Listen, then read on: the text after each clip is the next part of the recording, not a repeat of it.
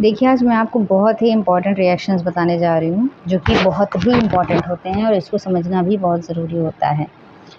मैं simple terms में समझाऊँगी कि क्या चीज़ क्या होती है। देखिए, हाइड्रोजनेशन ये एक टाइप ऑफ रिएक्शन होती है, जो कि बहुत ही इम्पॉर्टेंट रिएक्शन होती है। बेसिकली जब किसी भी कंपाउंड में H2 ऐड होता है तो उसको हाइड्रोजनेशन बोलते हैं।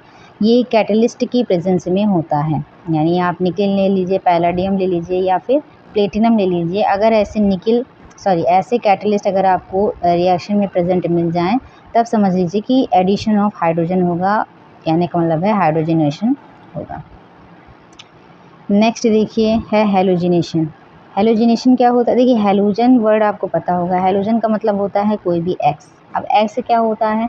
एक्स हमारा होता है fluorine, chlorine, bromine and iodine. ठीक है, ये तीनों चारों क्या हैं? हमारे हैलोजन होते हैं। तो इन्हीं को हम किस उससे प्रेजेंट करते हैं? एक्स से। तो किसी कंपाउंड में अगर ये ऐड हो जाए, चाहे बाय रिप्लेसमेंट हो या बाय एडिशन हो, तो वो रिएक्शन क्या हो जाएगी? हैलोजिनेशन। ठीक है, नेक्स्ट हमारा क्या है? हाइड्रेशन। देखो, हाइड्रेशन का मतलब होता है H2O ऐड हो जाएगा, डिहाइड्रेशन का मतलब होता है H2O हट जाएगा। ठीक है, जैसे बहुत ही कॉमन चीज़ होती है कि आपको हाइड्रेट रहना है, बेसिकली कहने का मतलब होता है आपको पानी को पीते रहना है। सेम चीज़ अगर कंडीशन आ जाती है कि ये इंसान बहुत ही डिहाइड्रेटेड है, इसका मतलब इसको पानी की बहुत सी कमी है। तो अगर H2O ऐड होता है किसी रिएक्शन में, तो किसका एग्जांपल होती है? हाइड्रेशन। अब देखो, ये जो R होता है ये एल्किल ग्रुप होता है। ठीक है, किसी भी एल्केन से, यानी CnH2n+2, इससे किसी एल्केन से एक हाइड्रोजन को हटा दो तो जो बनता है वो एल्किल होता है, उसी को R से प्रेजेंट करते हैं। ठीक है, तो एडिशन ऑफ H2O क्या होता है? हाइड्रेशन होता है। एल्कोहल फ्रॉम एल्कीन, जो कि एक बहुत ही इम्पॉर्टेंट रिएक्शन है। एल्कोहल फ्रॉम एल्कीन यानी किसी एल्कीन से एल्कोहल का फॉर्मेशन। एल्कीन का मतलब होता है कंपाउंड में होना चाहिए एक डबल बॉन्ड, और एल्कोहल का मतलब होता है बनने वाले कंपाउंड में होना चाहिए OH। तो अगर ये होता है, तो अगर मतलब डबल बॉन्ड से OH बन रहा है, दैट मीन्स एल्कीन से एल्कोहल बन रहा है। सो यहाँ पे हम क्या करते हैं? डाइल्यूट H2SO4 यानी सल्फ्यूरिक एसिड की प्रेजेंस में क्या कराते हैं? हाइड्रोलिसिस। देखो, हाइड्रेशन और हाइड्रोलिसिस दोनों एक ही चीज़ होते हैं, दोनों में ही H2O ऐड होते हैं। ठीक है, तो दोनों में ही क्या होता है, लेकिन यहाँ पे एसिड कैटलाइज का मतलब हुआ है कि एक एसिड को एज अ कैटलिस्ट यूज़ किया जाएगा।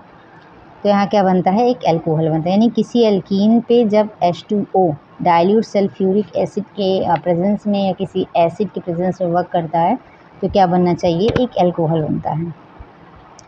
अब जो नेक्स्ट हमारा रिएक्शन है, बहुत ही इंपॉर्टेंट रिएक्शन है, जिसको बोलते हैं डिहाइड्रेशन ऑफ एल्कोहल।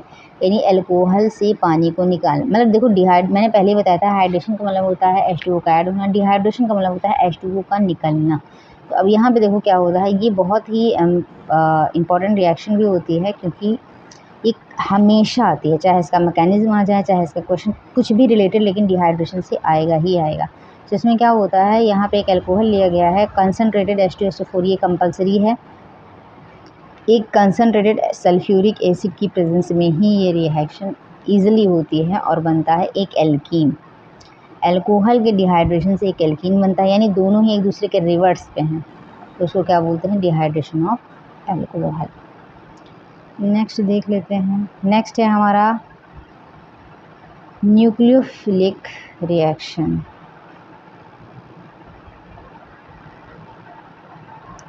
नेक्स्ट है हमारा न्यूक्लियोफिलिक रिएक्शन। देखिए, न्यूक्लियोफिलिक का मतलब होता है एक ऐसा एजेंट आएगा जिसके पास इलेक्ट्रॉन जो है ज़्यादा रहेंगे, तो वो वहाँ पे जाएगा जिसके पास प्लस रहेगा।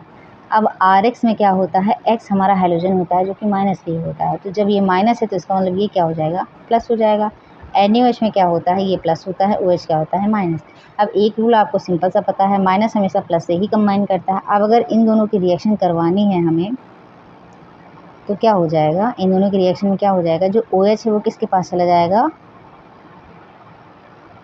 R यानी एल्किल ग्रुप के पास, और जो X है वो किसके पास आ जाएगा? Na के पास। तो यहाँ पे जो एजेंट है ये हमारा NaOH है। तो NaOH का जो OH वो किसके पास जा रहा है, R के पास, यानी R+ के पास जा रहा है। तो इस तरीके से OH का मतलब माइनस, इसका मतलब इलेक्ट्रॉन ज़्यादा है, और प्लस का मतलब है ये एक न्यूक्लियस है, तो माइनस सीधा प्लस के पास गया, तो इसका मतलब इसको एक न्यूक्लियोफिलिक रिएक्शन या सब्स्टिट्यूशन रिएक्शन यहाँ पे बोला जाएगा।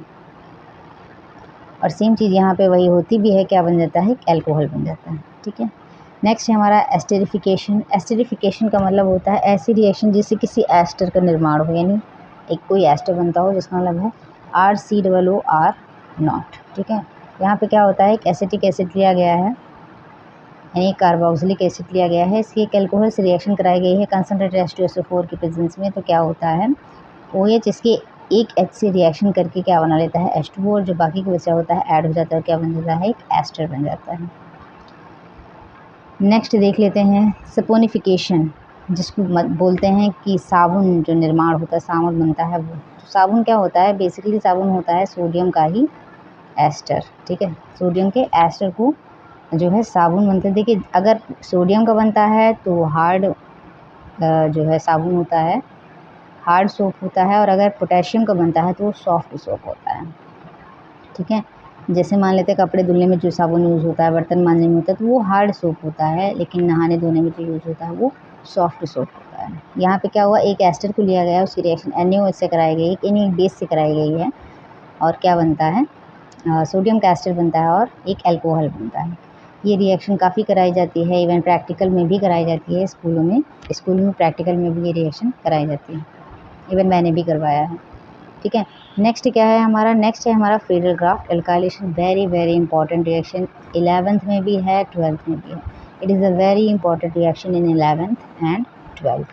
सो यहाँ पे क्या हुआ, एक एरिल लिया गया है, एरिल का मतलब बेंजीन रिंग, एक एरिल लिया गया है और उसका सब्स्टिट्यूशन यहाँ कराया गया है। यहाँ पे क्या हुआ, एक एरिल लिया गया है, जैसे हमने बेंजीन ले लिया C6H6, एक एल्किल जो है हेलो एल्केन ले लिया है, यानी हैलोजन के साथ एल्केन या एल्केन के साथ किसी हैलोजन को। तो क्या होता है, जो ये एल्किल ग्रुप होता है ये इस हाइड्रोजन को सब्स्टिट्यूट कर देता है और क्या बना लेता है, एक एरिल एल्किल का वो है कॉम्बिनेशन बन जाता है। अगर आप बेंजीन का रिएक्शन करा देते हो CH3Cl से तो टॉल्विन मिलता है, वहाँ पे इस रिएक्शन क्या बोलते हैं, फ्रीडल-क्राफ्ट एल्काइलेशन, यानी एक एल्किल ग्रुप जुड़ जाता है, ऐड हो जाता है, तो उसको एल्काइलेशन कहते हैं। एक चीज़ और ध्यान रखिए, ये हमेशा एनहाइड्रस Al3L3 की प्रेजेंस में ही होता है, अदरवाइज वो फ्रीडल-क्राफ्ट रिएक्शन नहीं है। सेम चीज़ ऐसे ही एसिल ग्रुप का ऐड होना, यानी COR, तो भी क्या होता है, फ्रीडल-क्राफ्ट एसाइलेशन होता है। Thank you for watching. For next video please like, share and subscribe.